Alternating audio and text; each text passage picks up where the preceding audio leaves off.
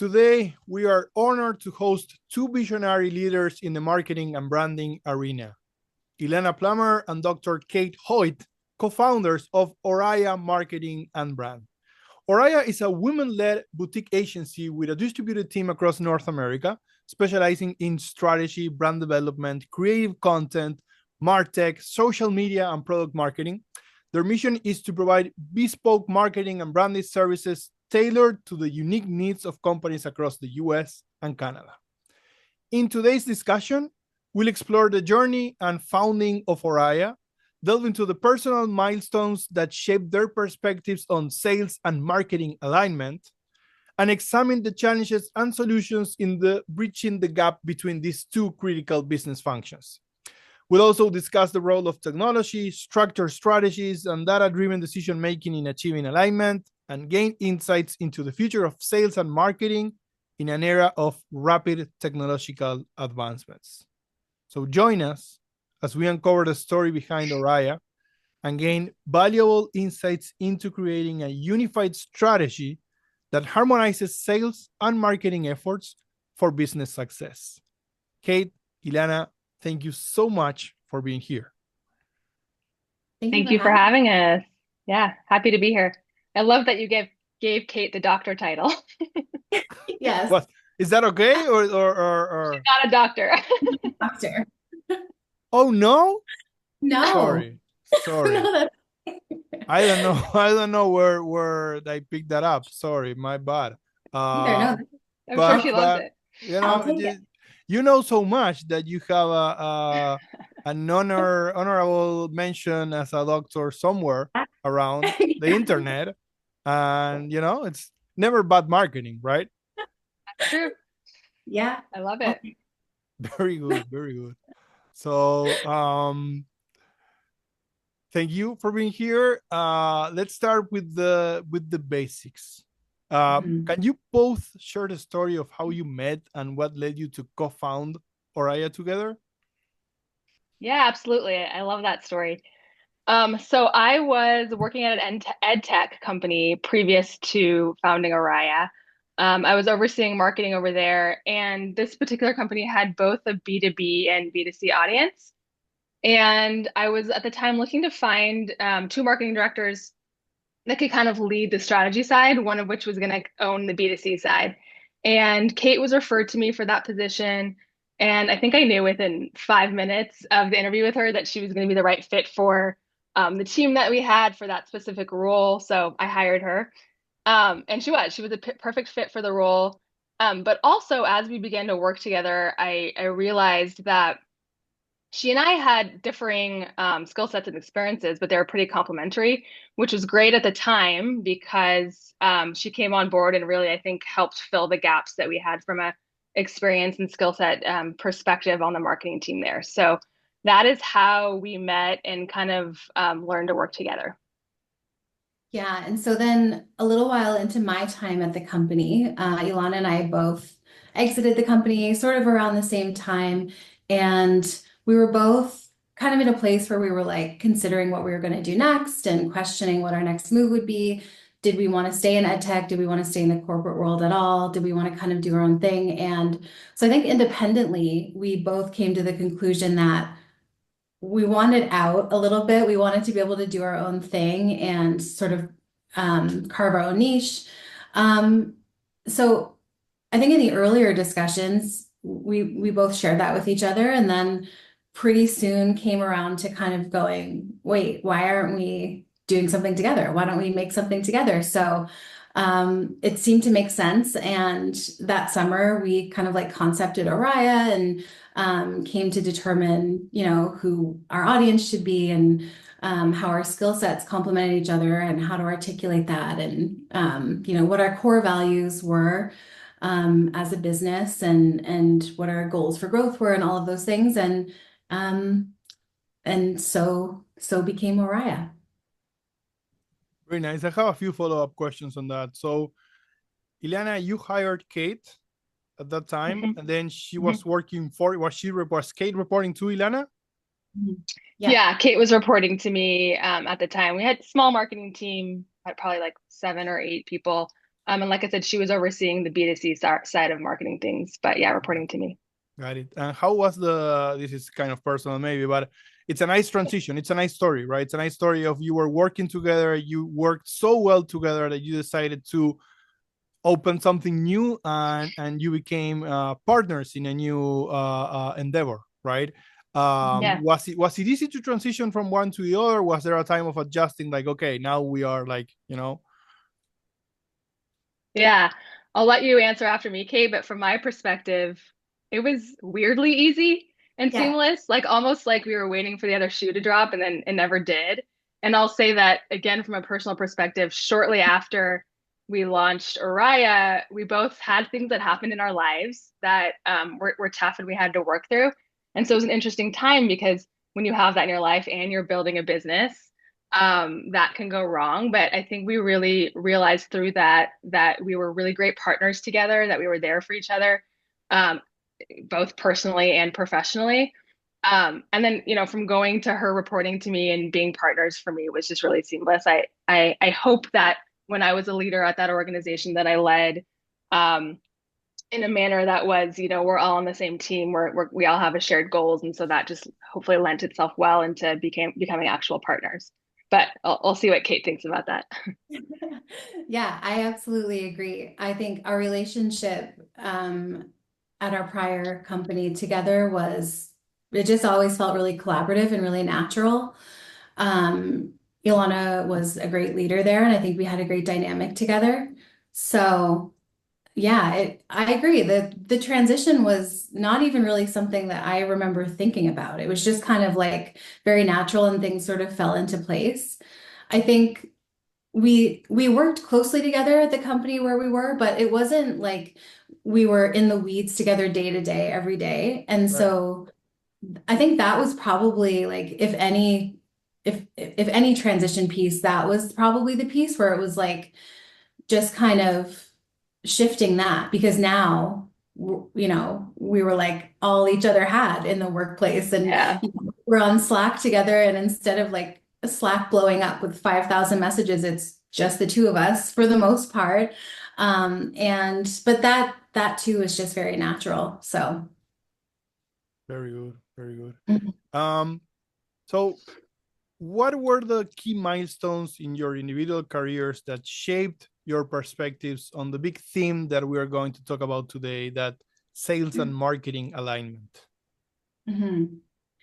So I'll start this one off and then I'll hand it over to Ilana. But I think for me, I mean, my career, and I think the same is true for a lot of people, just kind of wasn't like a straight trajectory. I was kind of all over the place for a little bit. So I did go to school for marketing and worked in marketing for a number of years.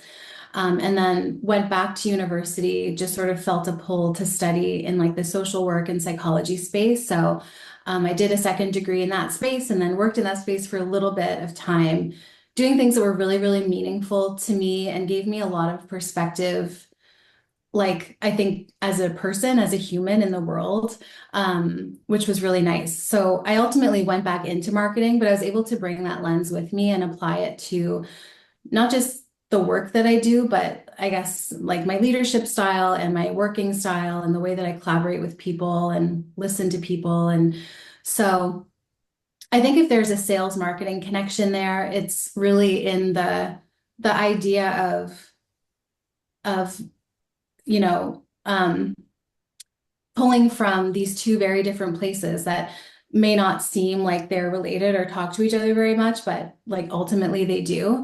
Um, I think having that sense of empathy and having that kind of background in psychology, honestly, really helps me to come from a place of like understanding and empathy when you're working through conflict in things that can sometimes arise between sales and marketing teams. Yeah, and then I'll say from my perspective, my entire career has been in marketing from day one after graduation. But the first half of my marketing career was all on the agency side, so building and executing on marketing strategies for companies, for clients. And I think the great thing about working at an agency, especially at the beginning of one's career, is that you get to peek into a wide variety of organizations and really get to see in industries and really get to see how they run their business, how they run marketing, how they deal with change, how they deal with challenges, all those things. And you start to see how organizations treat that differently, but then also kind of trends.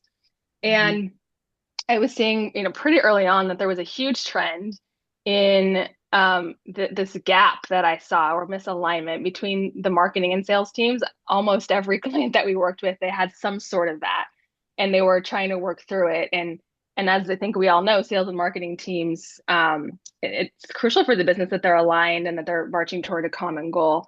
And so I started to really think how you know how can we fix this? How can we make this better? How can we help our clients? Even though we were focused on the marketing side of things, but they're so interrelated. How could we support our clients in helping bridge that gap?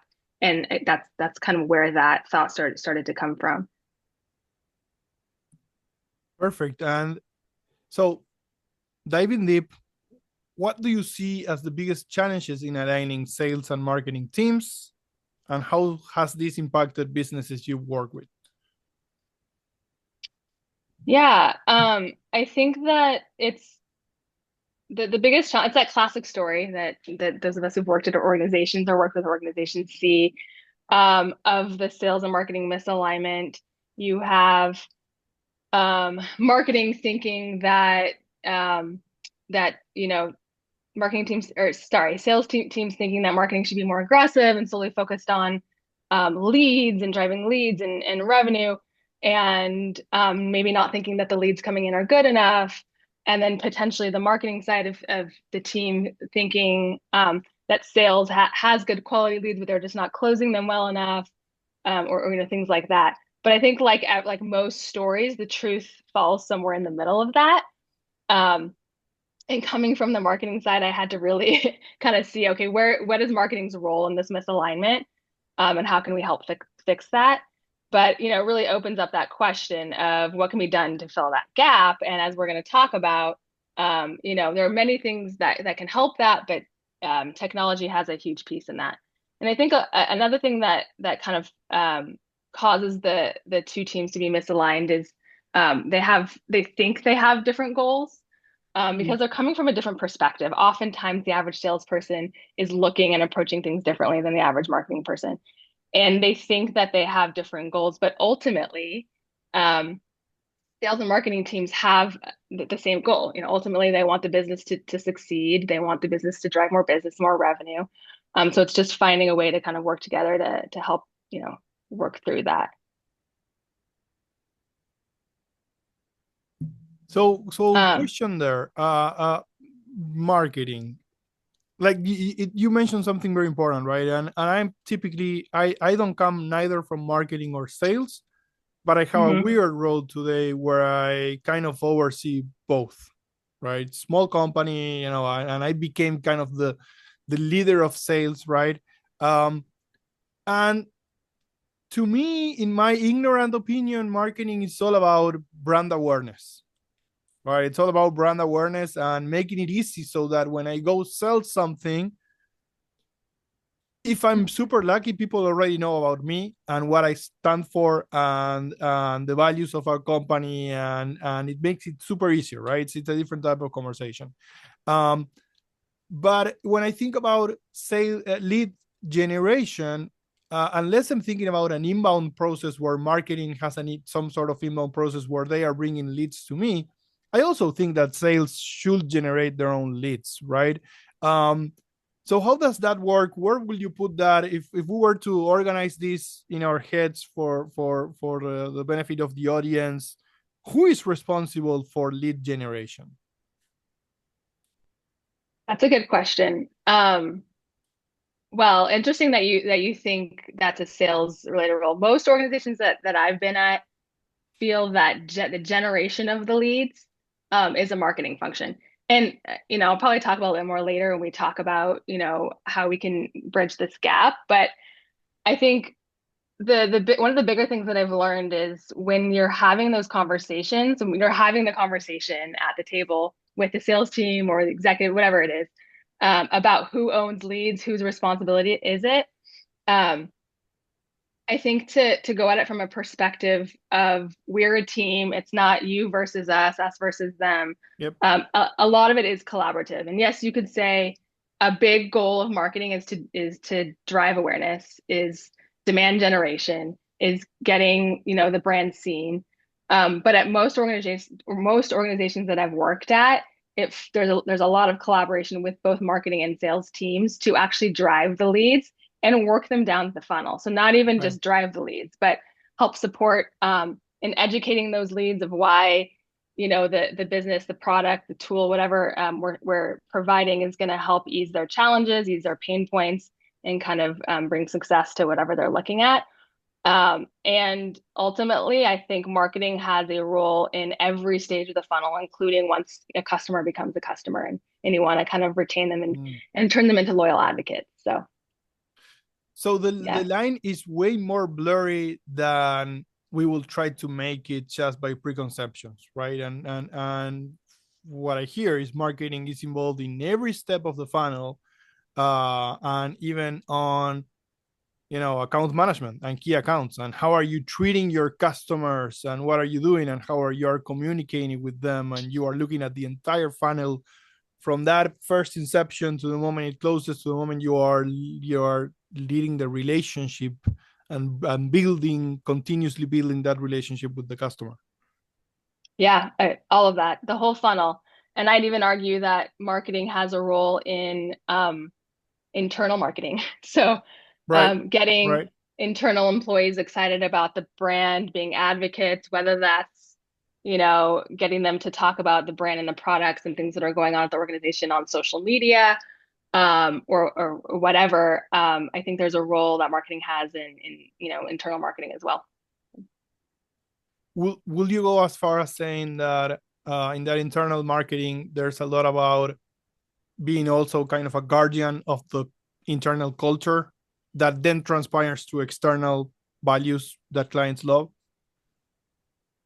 Yeah, it looks like you're going to speak, Kate. So Yeah, I would say so. I think internal marketing is like very interesting to me. It's kind of a whole different beast, but there is so much brand guardianship that happens when you're at the helm of internal marketing because you're really, like Ilana said, you're getting internal employees excited about the brand and excited about what they're sharing and the product or the service.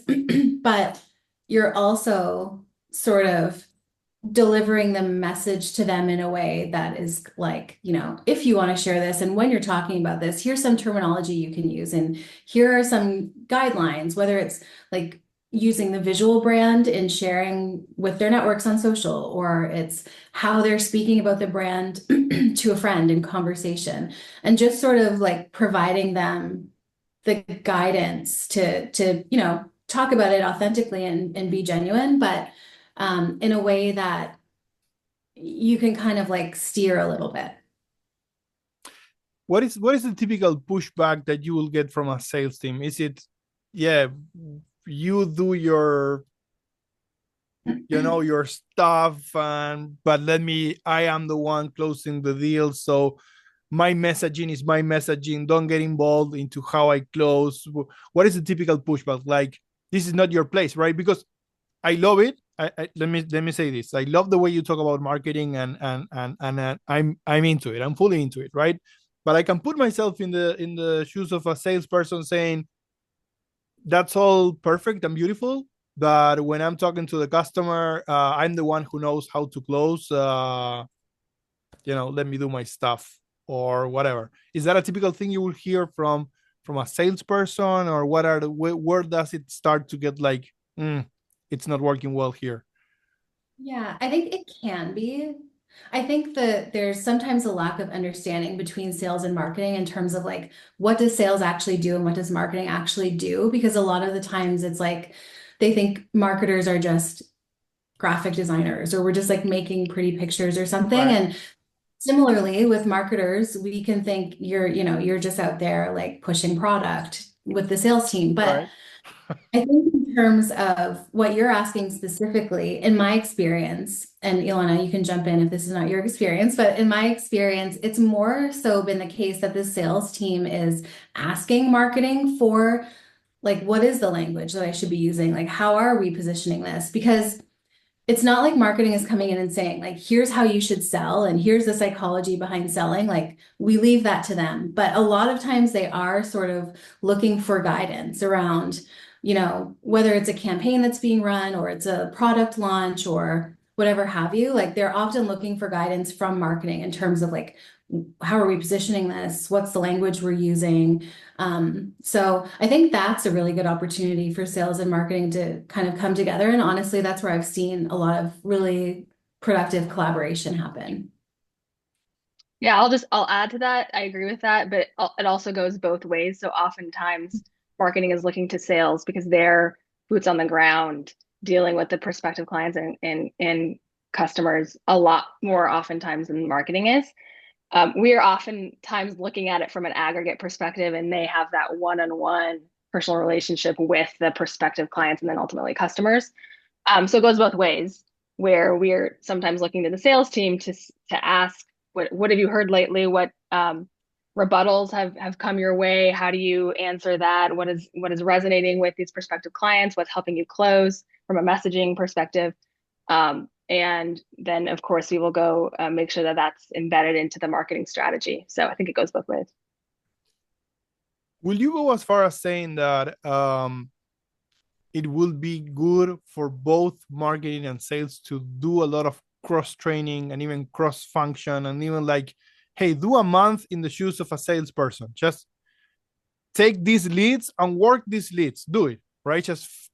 And likewise, have someone on the sales team like, okay, now you need to think about brand strategy, messaging, etc., materials. Go and do the work that you are asking the marketing team to do. Will that be beneficial for both? Yeah, I think that is very beneficial. I haven't seen the latter, if I'm being honest, where sales team will go create collateral. That would be funny. But yeah, I think like the best marketing leaders that I know, when they come on board, especially, and then hopefully it continues throughout their tenure at the organization, when they first come on board to an organization, they are joining sales calls, they're making some sales calls themselves, they're talking to current customers. And so they're hopefully learning a lot from that perspective and aligning with the sales team from the beginning. But yeah, I do think that's helpful. Being in the other team's shoes for sure. So it's amazing how intertwined both functions are, right? But sometimes we talk about the role of having a structured strategy around goals, people, processes. So how do we make sure that we have clear processes and boundaries and everything, but at the same time get the best alignment possible? How do you work through that?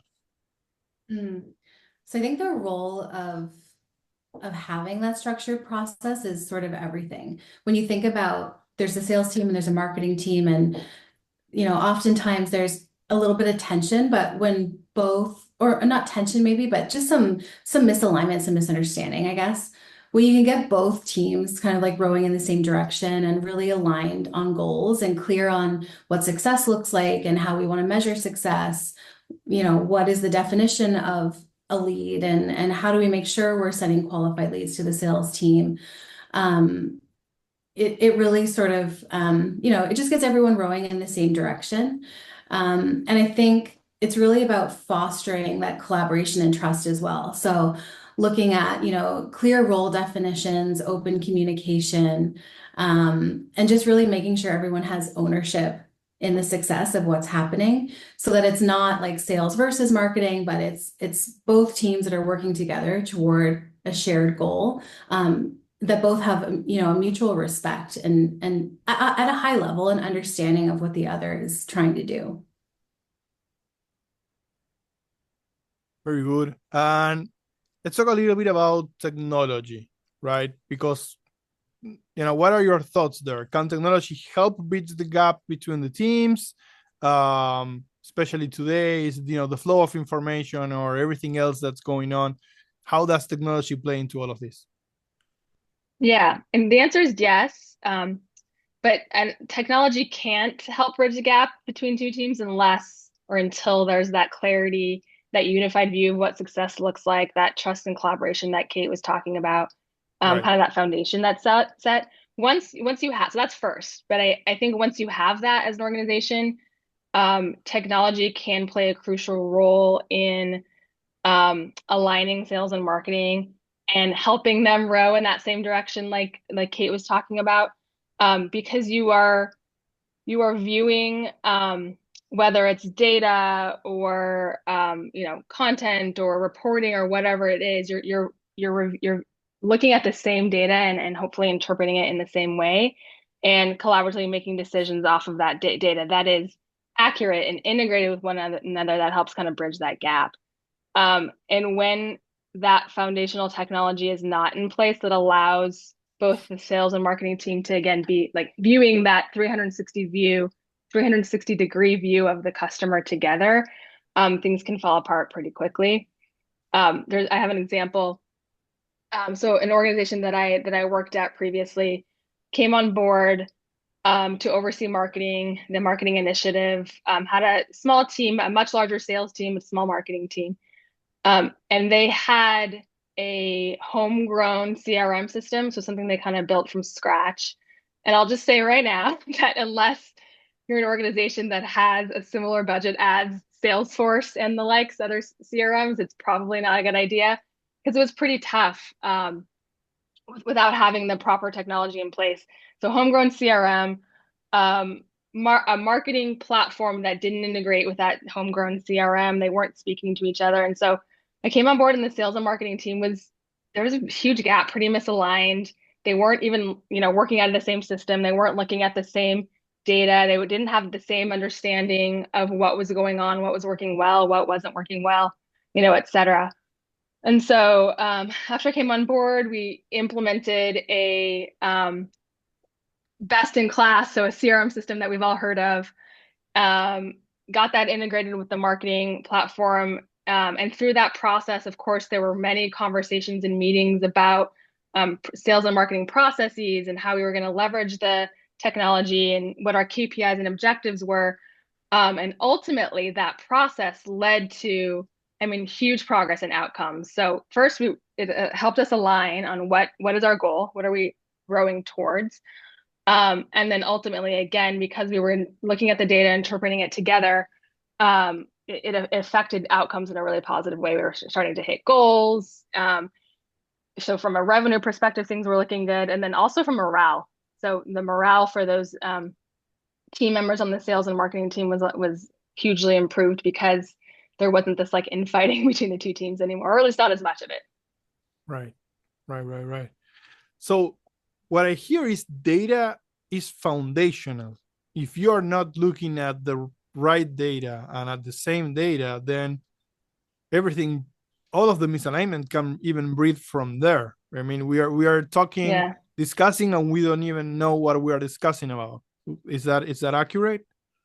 Yeah, exactly. I think it provides like a shared foundation of facts, things that are real and actually happening, and a shared foundation in view of the metrics and insights that, if set up properly, both teams can learn to really trust. And again, like you said, make informed decisions based off of, because without that data, I think there's a lot of ambiguity, there's a lack of trust. So, with data-driven decision-making, it removes that ambiguity. It builds that trust for the whole organization, but especially for the marketing and sales teams, and ensures that the two teams are kind of cohesive and working towards that common goal. And they're interpreting the data in the same way. So, hugely important. I think also data is helpful because it not only does it track performance, but it holds teams and individuals accountable. And so we can hold ourselves and our peers at an organization accountable if we have data that we trust, that we're tracking properly, in fostering that collaboration instead of blame that we've seen before. Got it. How hard? I have a lot of questions and a preconception to ask you now, but this first, my preconception. Data around marketing is hard because there are so many different things going on that understanding the specific impact of any specific campaign can be hard. right? Am I right so far there? Yeah, especially when you're talking about attribution, it Yeah. can to get full 100% attribution. I've seen companies spend multi-million dollars on trying to get that perfect attribution model, and I just don't think it exists. So you're gonna have some kind of gray area or black holes as far as the data. So I would say you're correct, but yeah. And so that takes me to an appreciation of marketing both as a science as an art as well, right? And I kind of okay, I'm kind of the art part. If like it's the science part is understanding the data and making database decisions, but the art part is kind of trusting your experience, the way that you are attuned to what's going on in the market, right? And I talk to a lot of product people, and product people are, they have, at least part of their brain works like if they are in marketing, to being Yeah. attuned to what's going on in the industry, in the market, and just going like, okay, I know this is, there's some data, but also I know this is going to work. Um, how do you feel about that? And when you were studying marketing, etc., um, you know, like how much of that was art and how much of that was science, and how do you still think about that? Um, yeah, good question. So agree that it's both. When I was in, it's been a while. I don't want to age myself, but it's been a while since I was, at school studying it. I there was a lot of focus, and there still is, on the science behind it, because I think that art and kind of that like intuition is hard to teach. Um, but it's also something that you kind of learn once you're on the job. Right. So there, through the experience that Kate and I both have had working and building so many marketing strategies and seeing what works well and what doesn't well, and of course, constantly evolving. Um, we've come to a point where we have that intuition, and like you said, it's more of an art. And it's a sometimes a struggle, but finding that marriage of, okay, this is what the data is telling me, because most of the time data doesn't lie. If you've built a good data model, and you're interpreting it properly. So you definitely want to leverage that science or the data to help make informed decisions. But there is that kind of like intuition, or, hey, I'm a human and I am trying to get a message across to another human, and kind of using that to help inform as well. I don't know if you'd add anything to that, Kate, but. Yeah, I think another piece, I agree with all of that. I think another piece is that even in the data itself, there's room for kind of art and creativity in how you interpret and distill the data.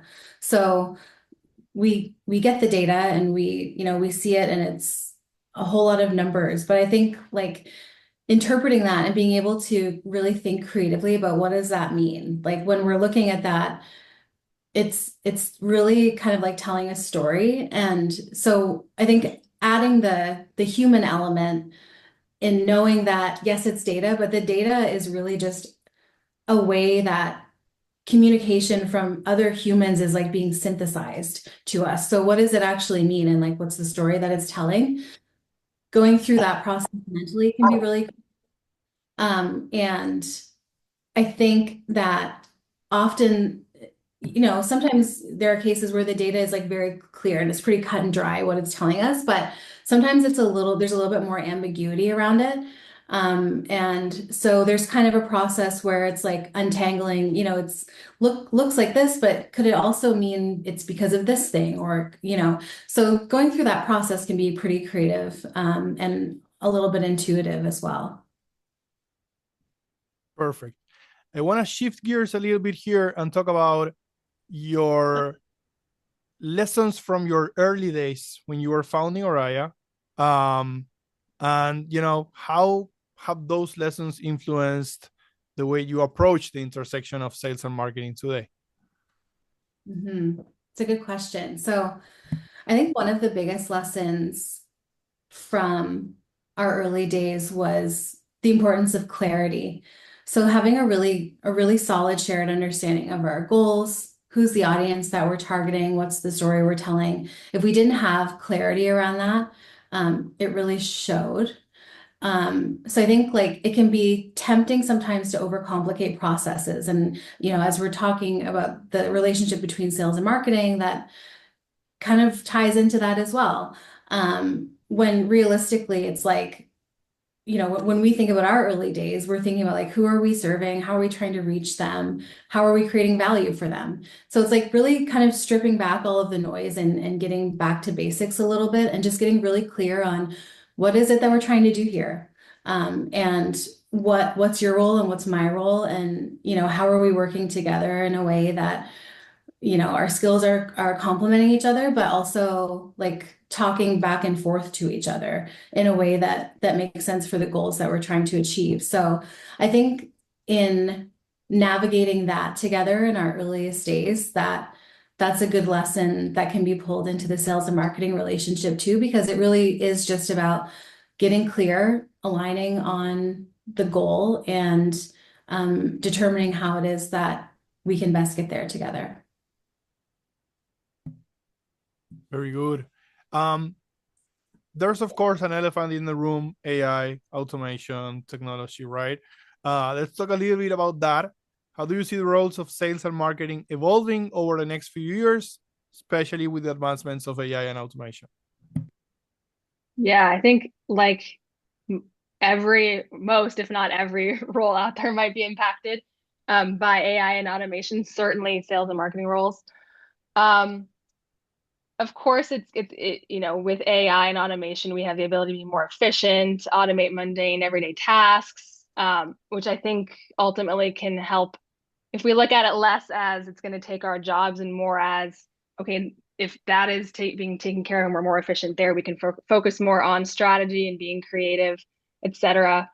Interesting because I had a recent conversation and kind of meeting with a client of ours about Chat GPT and how we could use that to build content. We're finalizing the marketing roadmap for 2025, and there is a lot of content for this client that we need to be producing and a very small team. And so we started discussing how can we use ChatGPT and other AI tools like it to help produce that content. And in full transparency, I've up until recently used ChatGPT and other AI tools for ideation, and if I'm stuck on like how to get started on outlining something, but haven't been staying away from using it for actual content production and writing, because oftentimes I think organizations and people use it improperly, and you can just tell. You can see on a blog or a website or on a LinkedIn post if someone's used ChatGPT.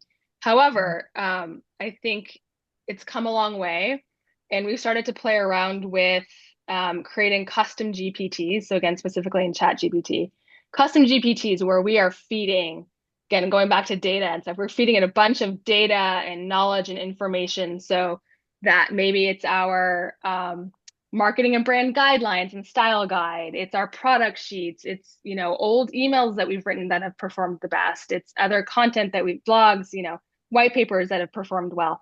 And we're feeding all this information and it's learning. Mr. GPT is learning.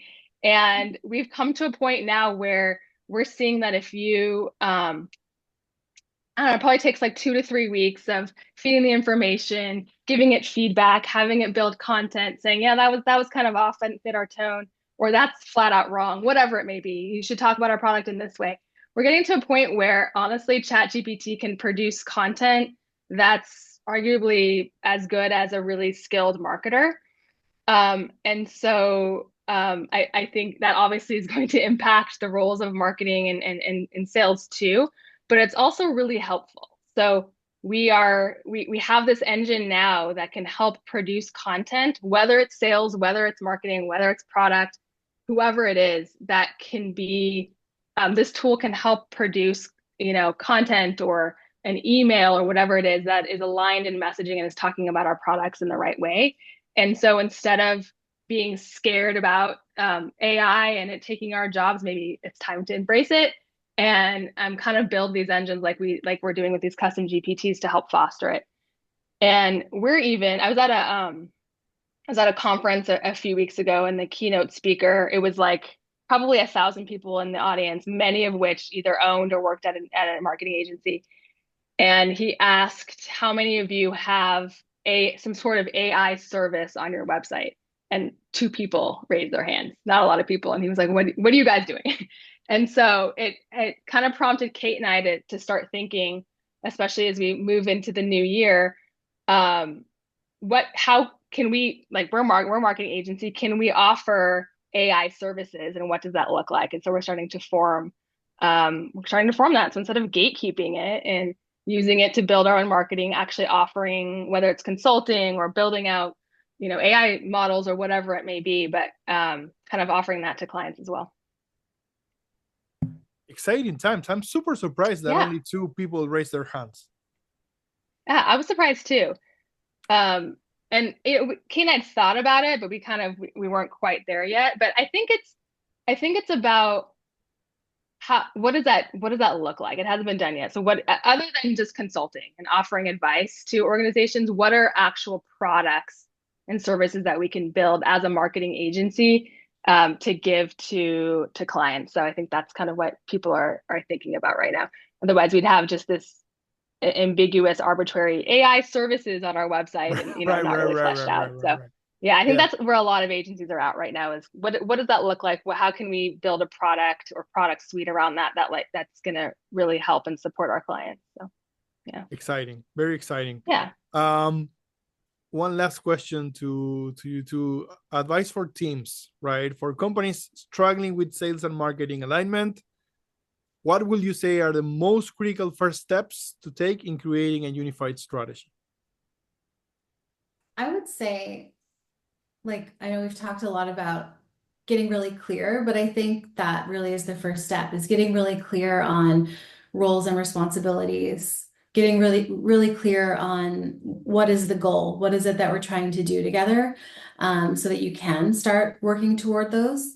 I think aligning on shared metrics. So whether that's KPIs, whether that's what makes a qualified lead, because if you can align on those things and get clear on those things from the get-go, it just prevents so much chaos down the road, and so much like having to work backwards, which we've had to do. We've had to do at companies that we've been employees of, and we've also had to do with clients and helping them sort of establish these things, and they're like years and years in, but they have just not had the opportunity to do the groundwork of getting really clear on goals and metrics and roles and all of these pieces. So I think, it's never too late, but as soon as you can do that, and just be moving everything in the same direction, that's going to be really helpful. I think another thing is open communication between the teams. So, having, whether it's monthly, quarterly strategy sessions between sales and marketing, having weekly or bi-weekly touch bases. Like we talked a little bit about earlier, there's insight that marketing often can get from sales that sometimes marketing teams don't even really consider or take advantage of. But we certainly have tried to work closely with sales teams in organizations we've worked at, but also the clients that we're supporting, so that we can get, to Ilana's point, like that boots on the ground insight. What are people actually saying? Like, what are the words that are coming out of these people's mouths to you when you're trying to close the deal? That sort of thing. And then I think investing in the right tools. So like building all of this sort of foundationally as a framework, and then being able to plug it into the right tools so that you have a really cohesive system where everything's integrated properly, and everything's sort of fluid and talking to each other in the way that it should be. Yeah, I think that's a big piece, is investing in the right tools, because we're talking about how technology can help bridge that gap and support businesses in their objectives. But it's also really easy to have the shiny object syndrome, and we're as business people, we're being targeted by technology companies as far as, hey, this is what's going to work well for you. And there's so many tools and so much technology out there that you can get kind of buried by it. And so once you've identified your goals and your objectives for the business, really having a good understanding of what are the right tools to implement. And then, like Kate said, making sure they're integrated and talking to each other, et cetera.